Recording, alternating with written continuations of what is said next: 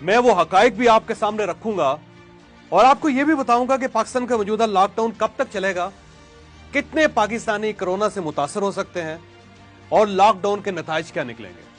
لیکن میں اس سے پہلے آپ کو چند لمحوں کے لیے 100 سال پیچھے لے جانا چاہتا ہوں۔ 1918 میں یورپ میں کرونا ٹائپ کا ایک وائرس پھیلا تھا۔ وہ وائرس اسپینش انفلوئنزا کہلاتا تھا۔ یہ اٹلی کے چھوٹے سے ٹاؤن کرونا سے نکلا اور اسپین پہنچ کر اس کی شدت میں 1000 گنا اضافہ ہو گیا۔ اسپین اس وقت تجارتی لحاظ سے دنیا کا مضبوط ترین ملک تھا۔ اس کی شپس پوری دنیا میں جاتے تھے۔ لوگ بھی ایک بر اعظم سے دوسرے بر اعظم جانے کے لیے اسپین کا راستہ اختیار کرتے تھے۔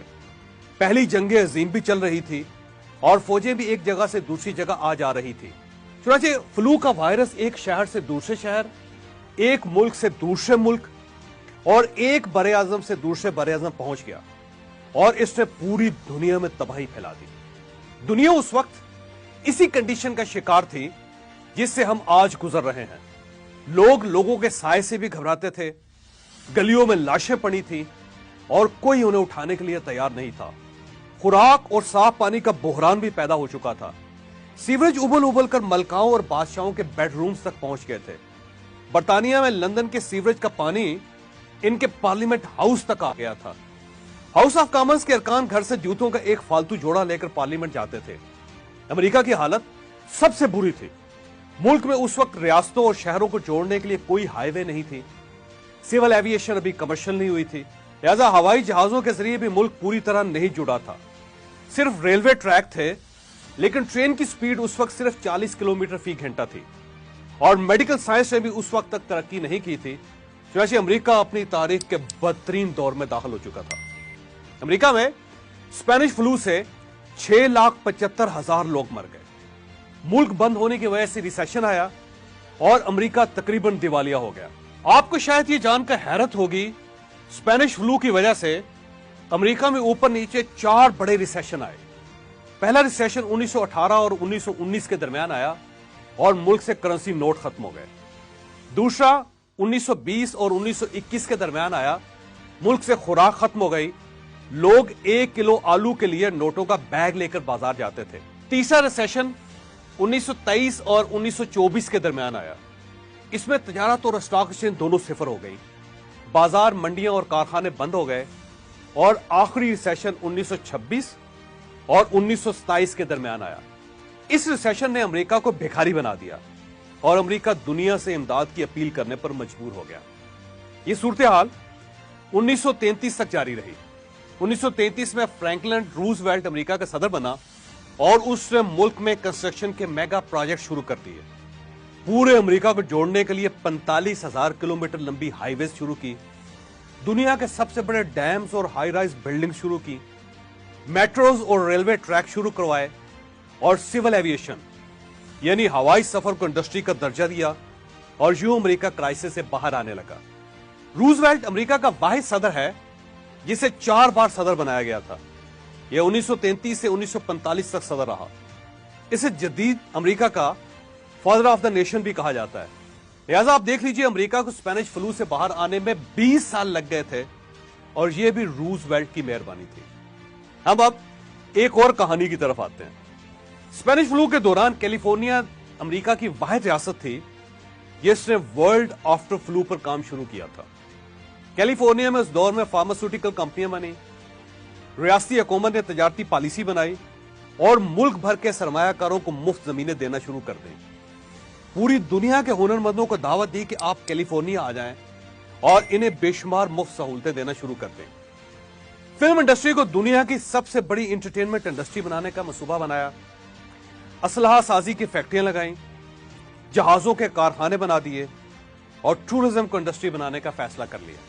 کیلیفورنیا 1920 سے 1930 تک 10 سال یہ کام کرتی رہی، اور آپ یہ جان کر حیران رہ جائیں گے، یوں ہی امریکہ ریسیشن سے نکلا، اسپینش فلو ختم ہوا، کیلیفورنیا دنیا کی سب سے بڑی اکانومی بن کر ابھرنے لگی۔ یہ اس وقت بھی دنیا کی 5ویں بڑی اکانومی ہے، یعنی امریکہ کی اکیلی ایک ریاست ریونیو میں دنیا میں 5ویں نمبر پر ہے۔ دنیا میں سب سے زیادہ بلینئرز بھی اس وقت کیلیفورنیا میں۔ کیلیفورنیا میں 162 बिलियनर्स हैं। दुनिया में इस वक्त 100 बड़ी कंपनियां रूल कर रही हैं। ये सब कैलिफोर्निया से ताल्लुक रखती हैं। अब वॉल्ट डिज्नी से लेकर Google, Microsoft, Apple, chevron, gap और मैकडॉनल्ड तक किसी बड़ी कंपनी पर उंगली रख लें, ये कैलिफोर्निया की निकलेगी और इसकी बेस स्पेनिश फ्लू में होगी। कैलिफोर्निया के 162 बिलियनर्स भी वो लोग हैं जिनके वालिदैन स्पेनिश फ्लू के दौरान कैलिफोर्निया आए थे या उन्होंने वर्ल्ड आफ्टर फ्लू प्रोग्राम के दौरान काम शुरू किया था। लिहाजा मैं आज आपसे यह कहना चाहता हूं कि कोरोना बेशक खौफनाक है, यह पाकिस्तान समेत पूरी दुनिया की इकॉनमी तबाह कर देगा, लेकिन याद रखें यह इसके बावजूद इंसानी तारीख की सबसे बड़ी अपॉर्चुनिटी भी है। आपने अगर इसे ग्रैब कर लिया तो आप और आपकी नस्लें संवर जाएंगी, और अगर आपने यह मौका भी गंवा दिया तो कम से कम आपकी 5 नस्लें आपको बद्दुआएं देंगी। लिहाजा आप हमारी फ्यूचर की वीडियोस देखते रहिएगा। हम आपको कोरोना से जन्म लेने वाली अपॉर्चुनिटीज बताते रहेंगे। आप अगर किसी एक के साथ भी जुड़ गए तो आप कमाल कर देंगे। मैं अब आपको यह बताऊंगा कि यह लॉकडाउन कब तक जारी रहेगा। मेरी इतलात के मुताबिक ये सूरत-ए-हाल जून तक जारी रहेगी। लिहाजा आपको मजीद 3 से 4 माह घरों में रहना पड़ेगा। मेरा मशवरा है आप इसकी तैयारी कर लें, और इसके बाद यह भी याद रखें दुनिया 2020 में मुकम्मल तौर पर नहीं खुल सकेगी। हवाई सफर और बहरी रास्तों से तजारत भी कम हो जाएगी। यूरोप और अमेरिका कोरोना से सबसे ज्यादा मुतासर हो रहे हैं। इटली, स्पेन, फ्रांस और बर्तानिया की बुरी हालत हो चुकी है। अब जर्मनी की बारी है, यह भी क्रैश कर जाएगा।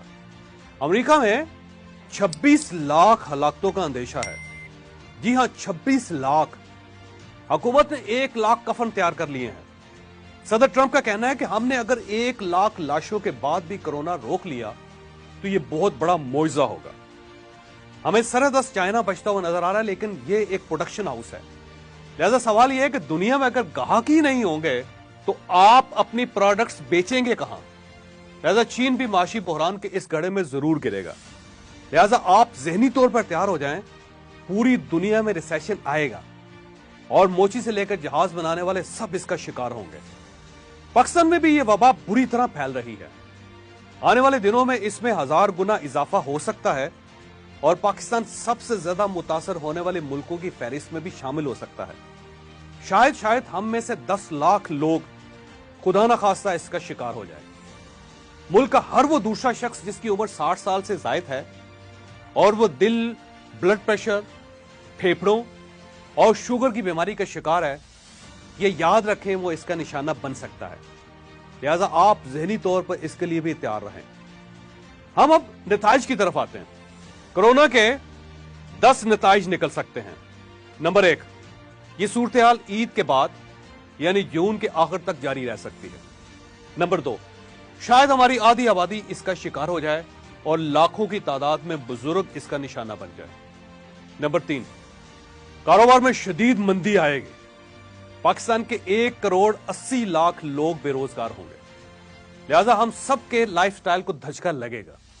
नंबर 4, हमें शायद 4-5 साल तक इंतहाई कम मुआवजे पर काम करना पड़े। आप इसके लिए भी तैयार रहें। नंबर 5, बच्चों का यह तालीमी साल जाया होने का मुकम्मल तौर पर अंदेशा है। बच्चे और वालिदैन इसके लिए भी तैयार रहें। नंबर 6, खुराक का शदीद बहरान भी आएगा। लिहाजा आप अभी से फूड मैनेजमेंट शुरू कर दें। घर में एक दिन के लिए 1 सालन पकाना शुरू कर दें। रोटियां 2 से 1 और 1 से आधी कर लें और स्वीट डिशेस मुकम्मल तौर पर बंद कर दें। नंबर 7, घर में मौजूद बुजुर्गों की खसूसी हिफाजत करें। इन्हें आइसोलेशन में डाल दें। इनके लिए बाहर ज्यादा खतरात हैं, इन्हें अंदर रखें। नंबर 8, खुद को डिप्रेशन से बचाना शुरू कर दें। एक्सरसाइज करें, योगा करें, आने वाले दिन डिप्रेशन लेकर आएंगे। नंबर 9, अभी से पूरे घर को काम करने पर राजी कर लें। अब अगर पूरा खानदान काम नहीं करेगा तो फ्यूचर में गाड़ी नहीं चल सकेगी। और नंबर 10, ये बहुत ही अच्छा पॉइंट है आपके लिए, ये खुशखबरी है।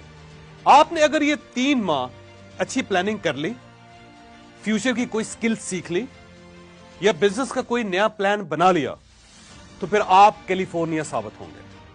आपकी ग्रोथ में 1000 गुना इजाफा हो जाए।